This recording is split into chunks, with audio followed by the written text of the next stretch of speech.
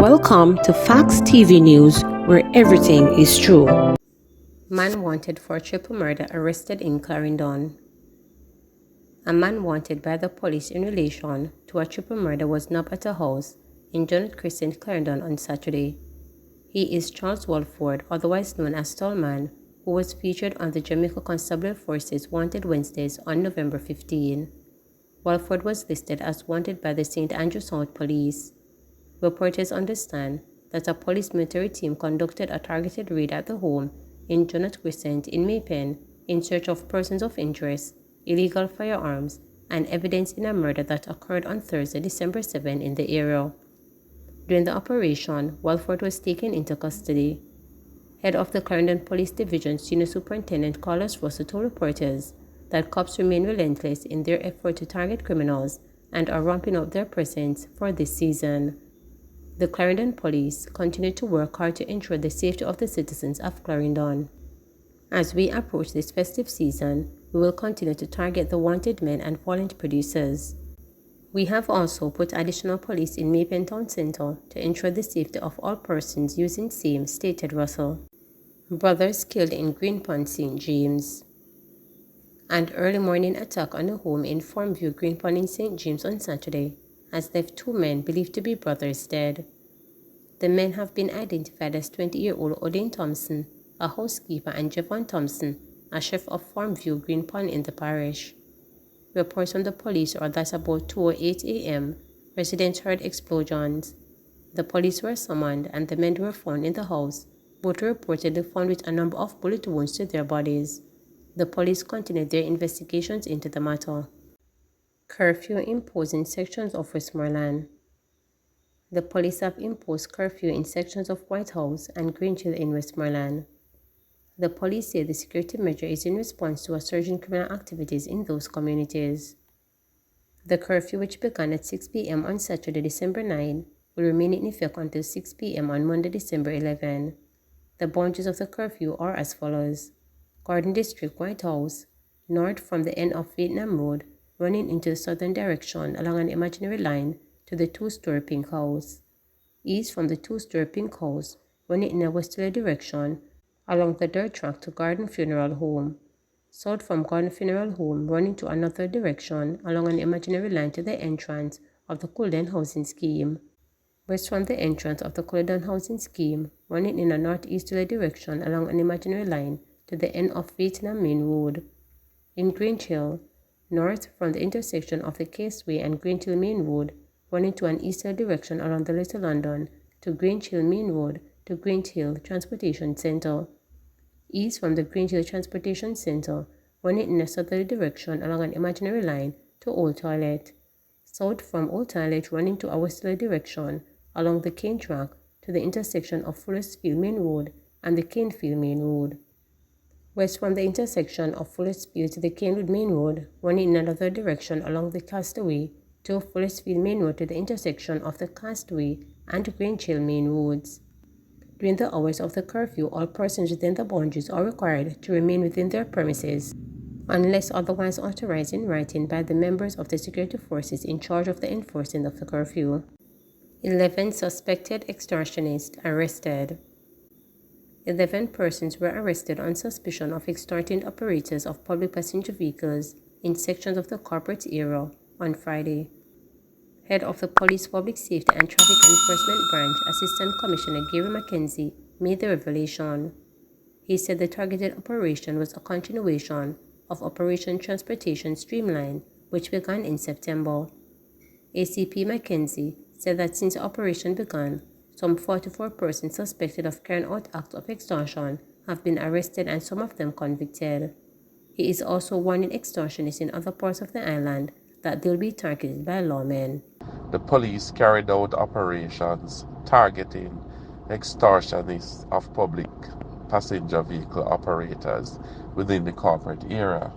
At the end of the operation, some 11 persons were arrested for extorting PPV operators, breaching the Main Road and Road Traffic Act in some instances.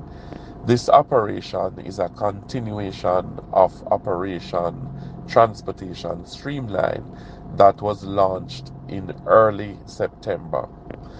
The police, the ITA, Transport Authority, and the municipal police, we have coordinated to ensure that various areas that include transportation hubs and other public spaces, that those areas are operated in a manner that conform with the laws. Since we started this operation, we have arrested some 44 persons for breaching the Main Road Act, as well as being suspects of extorting PPV operators. These matters are before the court. We also note that we have had several convictions, and persons have been fined for the offenses of operating whilst breaching the Main Road Act. We are continuing our operations throughout the end of this year, and we aim to continue into the next year.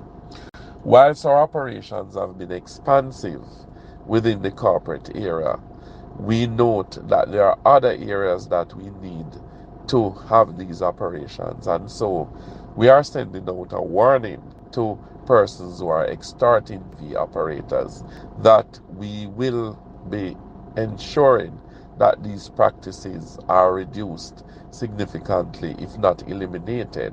We have to ensure that our public sector operate within the confines of the law. We note that public passenger vehicle operators, that they have made complaints against this problem. We have a problem with getting statements from them. However, we are ensuring that we do what we can within the ambit of the law to stamp out this problem. So we will continue these operations, as well as trying to conduct other operations to ensure that road safety prevails. Police share Christmas safety tips. The police are advising members of the public to adopt safe practices and be very vigilant as they conduct business and traverse public places throughout this festive season. The police say they will continue to maintain a strong presence across the island to minimize attacks from criminals. There are some ways in which members of the public can help the police to keep them safe this season. Robbery prevention. Ensure that valuables and personal possessions, example cash and high-end electronic devices, are properly secured or concealed. Persons are encouraged to transport large sums of cash to utilize cash escort services offered by private security companies. Thieves are utilizing motorcycles and other vehicles to commit robberies. Be aware of your surroundings. Avoid using devices like earphones while commuting. Trust your judgment. If you feel there may be a threat, go somewhere safe, such as your nearest police station. Avoid wearing excessive jewelry, particularly gold, especially when walking in areas with high pedestrian traffic. Always ensure that your house and car keys are easily accessible to minimize the time it takes to enter homes and vehicles. Do not leave valuable items on motor vehicle seats or areas within the vehicle that will make them visible to passersby. Persons using automated teller machines (ATMs) are also urged to be vigilant and protect their debit credit card information. Avoid using ATMs in secluded areas and do not accept assistance from strangers. Travelers or youth are urged to be alert at the airport and be mindful of people who are not legitimately authorized to load and unload vehicles or provide transportation. If you believe that you're being followed, proceed to a busy location and contact the police immediately. While staying at home, invest in safety features for your home, which may take this form of sturdy locks and doors or more advanced home security systems such as alarms and CCTV cameras. Be careful who have access to your home. Crafty robbers sometimes pose as household employees, such as gardeners and domestic helpers, and then use the opportunity to steal items from your home. Since children will likely be at home for the holidays, teach them not to speak to strangers and shout for help if they feel unsafe. Also, teach your children to never give out personal information to strangers, and also teach them how to contact the police. Please remember to subscribe, like, share, and click the notification